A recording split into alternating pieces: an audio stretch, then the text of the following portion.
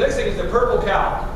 There's a book I want you to all read. I want you to get this for marketing. If you're not going to read it, have someone on your staff read it. It's called The Purple Cow. It's by Seth Godin. The concept is people like me who grew up in rural Minnesota, you drive by, you see hundreds of thousands of cows. When you see a cow, you're not going to talk about it. I don't go home and go, holy crap, I saw a cow. Awesome. It was 4 legs, it was moving, wow. But I do go home and I go, holy crap, this guy zip-tied a pilot. Right? Are we going to do that? All of you are going to do that. Come on, you know you're going to do it. Your husband, your wife's going to say, how was your trip? Like, this guy zip-tied a pilot. How many of you honestly would do that? If you know yourself, they're going to ask, how's your trip? You're going to remember that. How many are going to just forget it? You're like, that happens all the time. I zip-tie pilots each Tuesday. That's just something I do. It's part of my thing. No big deal. It's what it is it is a purple cow. Right? It's something that he is not paying us to talk about, but people talk about simply because that's how humans work. Right?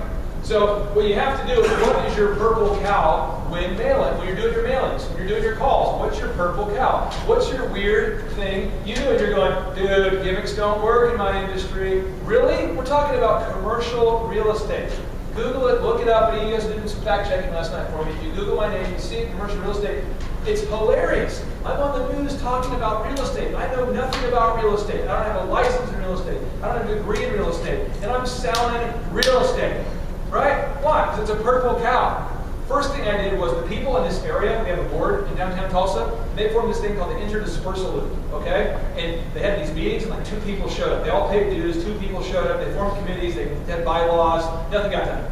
So I decided to rename the area the SOBO for South Boston, and I just went with it. Sent out a press release, renaming it so local real estate company rebranding area as SOBO.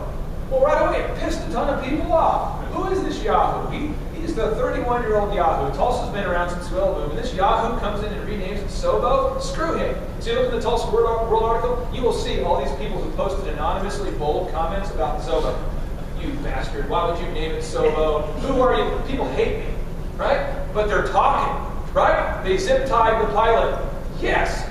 Then I get a call from another lady, and she says, hey, I think it's kind of like a misguided thing. I don't really agree with the SOBO thing, but I'd like to meet with you. Boom, now it's called the Deco District, and it's making money. Right? But it's a purple cow. It's something crazy. It's something weird. Right? So I don't recommend you text pictures of your anatomy without getting talking. I don't recommend that you fight your pilot on the way home in zip time without getting talking. But Richard Bronson went up in a hot air balloon, right? I mean, there's things you can do. So what's your purple cow? What's the thing, okay?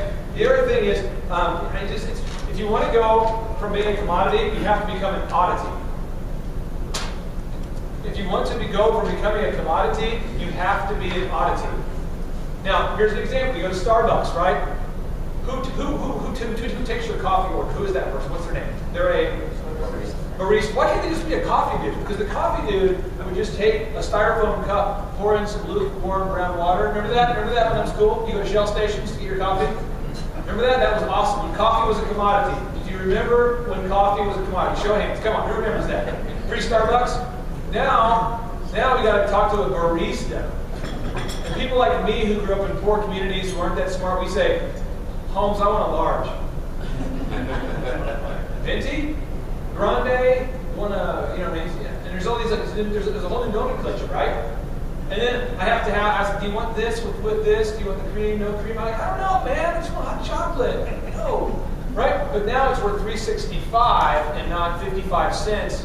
You see what I'm saying? They added value. To go from a commodity, you have to become an oddity.